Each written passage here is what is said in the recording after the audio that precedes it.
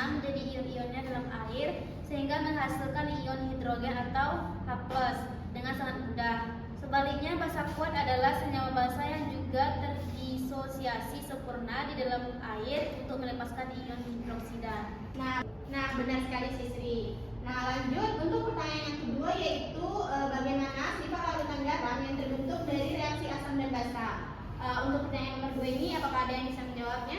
Saya, Bu. Baik, Aini, silakan. Bagaimana sifat larutan garam yang terbentuk dari reaksi asam dan basa? Yaitu sangat bergantung pada kekuatan asam dan basa penyusunnya atau reaksi hidrolisis. Nah, benar sekali. Untuk yang selanjutnya yaitu kita akan melakukan pretest.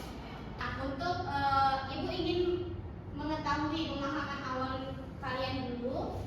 Untuk mengetahui pemahaman awal kalian, Ibu ingin melakukan pretest terlebih dahulu. Nah, kalian bisa melihat contoh soal nomor 1 itu apa yang dimaksud dengan garam dalam kimia. Nah, untuk soal nomor 1, apakah ada yang bisa menjawab? Saya, Bu. Silakan Kakak. Jadi garam dalam kimia itu adalah senyawa ionik yang terbentuk dari reaksi netralisasi antara asam dan basa, Bu. Baik, benar sekali. Lanjut untuk soal yang kedua, yaitu menurut kalian apakah semua garam itu bersifat netral? Apakah ada yang bisa menjawab? Saya, Bu. Baik, silakan Hana. Jadi tidak semua garam bersifat netral. Sifat keasaman suatu garam bergantung pada kekuatan asam dan basa penyusunnya. Seperti pH 7 yaitu netral terbentuk dari asam kuat dan basa kuat. Contohnya NaCl. Kemudian kalau pH-nya kurang dari 7 itu bersifat asam terbentuk dari asam kuat dan basa lemah. Contohnya NH4Cl. Kemudian basa yang pH yang di atas 7 yaitu bersifat basa terbentuk dari asam lemah dan basa kuat. Contohnya CH3CONa. Nah, benar sekali Hana.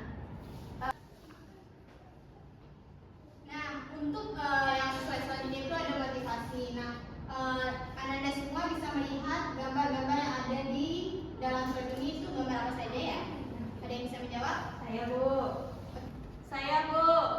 Baik, Silva, silakan. Gambar yang di PPT itu ada gambar pupuk, gambar garam, sama gambar penghangat tangan, Bu. Nah, benar sekali ya. Nah, iya benar sekali apa yang Silva sampaikan. Nah, ternyata hidrolisis garam itu bukan hanya garam saja. Contohnya dalam kehidupan sehari-hari kita ada pupuk dan ada juga penghangat tangan. Nah, ternyata contoh ini mengandung gambar yang ada di slide PPT ini tuh ternyata itu mengandung garam. Contohnya itu pupuk yang mengandung amonium klorida dan juga penghangat tangan itu yang mengandung asam natrium asetat. Ternyata pupuk dan penghangat tangan itu termasuk garam. Nah, selama ini kita tahu kan bahwa garam itu bersifat netral. Ternyata garam itu tidak hanya bersifat netral saja, tetapi ada juga yang bersifat asam dan ada juga yang bersifat basa. Nah, untuk materi hari ini kita akan membahas tentang mengapa garam itu tidak hanya bersifat netral saja, kenapa garam itu ada juga yang bersifat basa dan ada juga yang bersifat asam. Nah, untuk materi kita hari ini kan hidrolisis garam. Nah, untuk tujuan pembelajaran pada materi kita hari ini hidrolisis garam itu yang pertama, siswa mampu menganalisis pengertian hidrolisis garam. Kemudian yang kedua itu siswa mampu mengidentifikasi jenis garam berdasarkan asal, asam, dan basa. Dan yang terakhir yaitu siswa mampu menentukan sifat larutan garam. Nah, untuk menganalisis materi kita lebih dalam dan pemahaman Anda juga lebih mendalam, Ibu akan membagikan LKPD, tetapi sebelum Ibu membagikan LKPD, Ibu ingin kalian duduk berkelompok sesuai dengan kelompok kalian yang kemarin. Baik.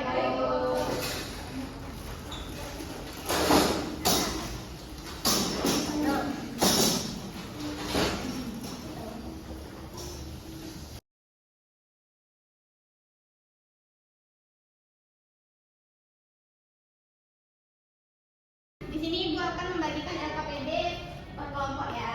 Baik, Bu. Ibu. Terima kasih, Ibu. Iya, sama-sama. Nah, tadi kan Ibu sudah membagikan LKPD-nya. Nah, coba kalian buka LKPD-nya. Di situ terdapat petunjuk penggunaan LKPD, capaian pembelajaran dan tujuan pembelajaran kita pada hari ini. Boleh dilihat ya, Ananda? Nah, silakan Ananda buka LKPD dan buka bagian simulation-nya.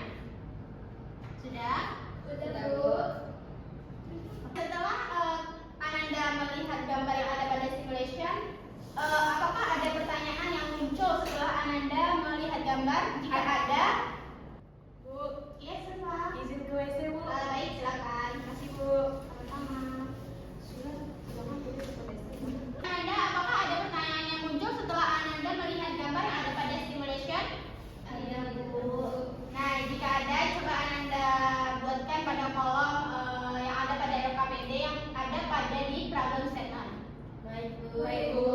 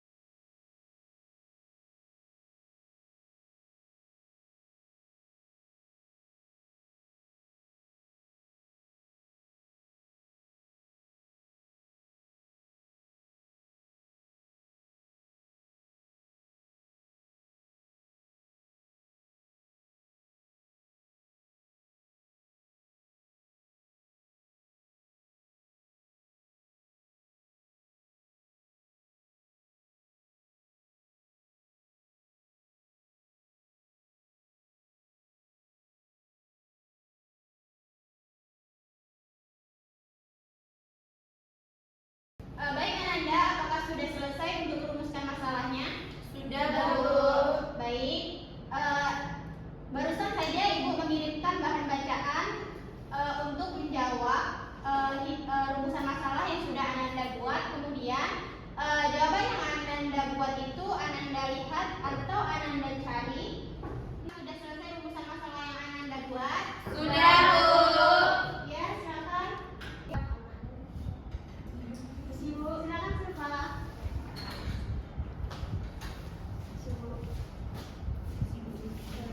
Kalian tadi sudah menyelesaikan rumusan masalah. Nah, barusan Ibu tadi mengirim bahan ajar ke grup WA kita. Jadi untuk menjawab rumusan masalah yang Ananda buat, Ananda bisa melihat melalui bahan ajar yang Ibu kirim dari WhatsApp tadi, atau juga Ananda bisa melihat dari internet. Nah,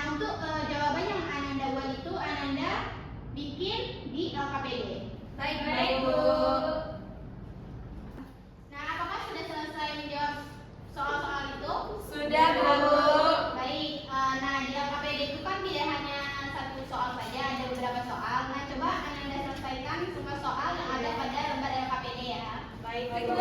Baik, Bu.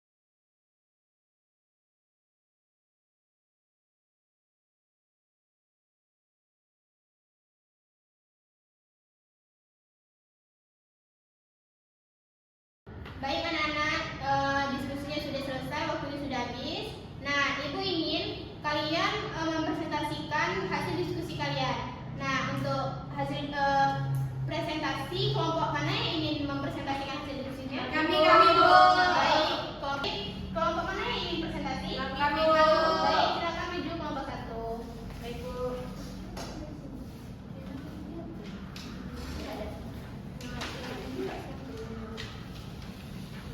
Bawa saya sado kreatif lah.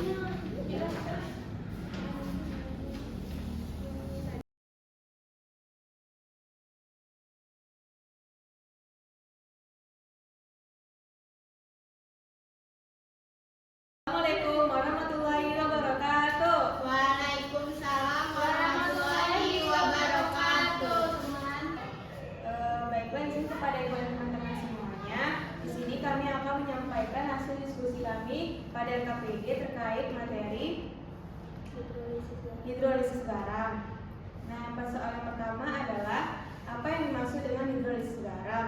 Hidrolisis garam adalah reaksi. Untuk soal nomor 1 akan dibacakan oleh Aini. Kepada Aini dipersilahkan. Oi, fresh pikir. Baiklah, untuk pertanyaan pertama yang akan dijawab oleh Aini. Kepada Aini dipersilahkan. Untuk pertanyaan pertama, apa yang dimaksud dengan hidrolisis garam? Hidrolisis garam adalah reaksi penguraian garam oleh air, yang dimana ion-ion dari garam, kation atau anion bereaksi dengan air membentuk ion H+ atau OH-. Hal ini menyebabkan larutan garam tersebut dapat bersifat asam, basa maupun netral. Baiklah, untuk pertanyaan kedua akan dijawab oleh Nabila. Kepada Nabila dipersilahkan. Baik, pertanyaan kedua yaitu sifat larutan pada suatu garam itu dapat ditentukan oleh kekuatan asam dan basa pembentukannya melalui reaksi hidrolisis. Garam biasa bersifat netral atau pH 7 atau asam di bawah pH 7 atau basa di lebih dari 7. Itu tergantung apakah komponennya apakah berasal dari asam atau basa kuat atau basa lemah.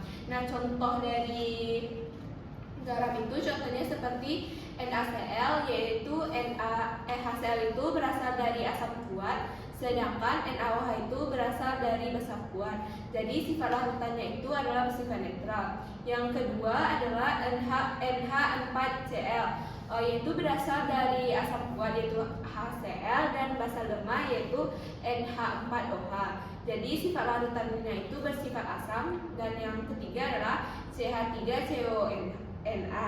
Asam lemah itu asam lemah yaitu berasal dari CH3COH dan basa kuat berasal dari NaOH. Jadi sifat larutannya yaitu basa. Sekian dari saya kembalikan kepada moderator. Baiklah, itulah diskusi kami tentang materi hidrolisis garam ini. Mungkin apakah ada pertanyaan dari teman-teman? Saya teman. Silakan Tata. Jadi pertanyaannya, mengapa ada garam yang bersifat asam atau basa, sedangkan yang kita tahu selama ini itu garam itu kan bersifat netral? Baik, izin menjawab. Baik, saya kemudian pertanyaan dari Tata. Pertanyaannya adalah kenapa ada garam yang bersifat asam dan juga bersifat basa, sedangkan kita tahu bahwa garam itu bersifat netral. Hal ini terjadi karena garam itu kan dapat bersifat asam dan basa atau netral karena ion-ion penyusun. Garam dapat bereaksi dengan air atau mengalami hidrolisis. Nah, sifat garam ini bergantung pada kekuatan asam dan basa pembentuknya. Oleh karena itu, ada garam yang bersifat basa dan juga bersifat asam. Apakah Tata merasa puas? Baiklah, terima kasih kepada kelompok menyaji, saya mengerti. Baiklah, mungkin itu saja presentasi tentang materi hidrolisis garam dari kelompok kami. Jika ada kesalahan dan kurangnya, kami mohon maaf. Kami ucapkan Assalamualaikum warahmatullahi wabarakatuh. Waalaikumsalam warahmatullahi wabarakatuh. Nah, terima kasih atas presentasi dari hasil diskusi dari kelompok 1. Berikan aplaus untuk kelompok 1. Silakan duduk. Makasih Bu. Baik, dari hasil presentasi oleh kelompok 1 tadi, apakah ada yang bisa menyimpulkan hasil dari presentasi kelompok 1 tadi? Saya Bu. Baik, silakan Sisri. Berdasarkan hasil presentasi tadi, saya menyimpulkan bahwa hidrolisis garam itu terjadi karena ion garam bereaksi dengan air. Garam dari asam kuat dan basa kuat bersifat netral. Garam dari asam kuat dan basa lemah bersifat asam. Sedangkan garam dari asam lemah dan basa kuat bersifat basa. Nah, jadi Bu akan menyimpulkan kembali hasil kesimpulan dari Sisri atau Ibu akan melengkapinya. Nah, jadi hidrolisis garam itu adalah reaksi ion garam dengan air yang dapat menghasilkan ion H+ atau OH-. Kemudian tidak semua garam itu bersifat netral, ada yang sifat larutannya tergantung pada kekuatan asam dan basa pembentuknya. Kemudian itu garam dapat bersifat asam, basa, dan juga netral. Nah, kemudian pemahaman jenis garam itu sangat penting untuk menentukan sifat larutan. Nah, baik, silakan Ananda kumpulkan LKPD-nya kembali. Baik Bu, baik Bu. Sisri kawan.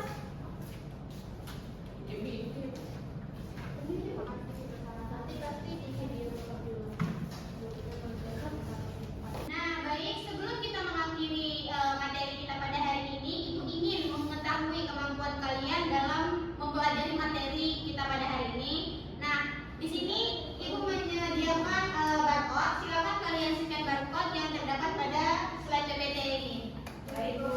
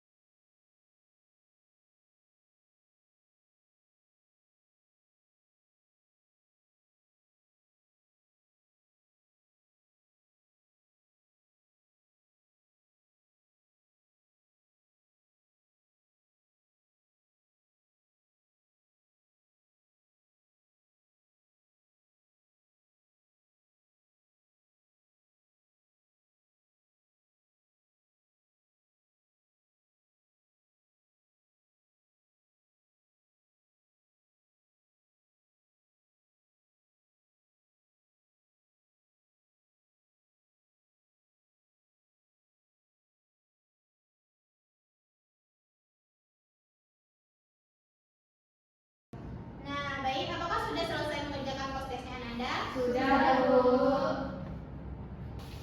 Nah, baik, mungkin sekian saja materi kita pada hari ini.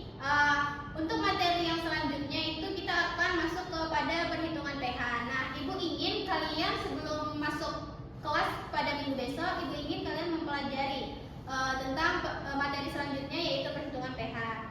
Nah, mungkin cukup sekian dari Ibu. Ibu akhiri dengan assalamualaikum.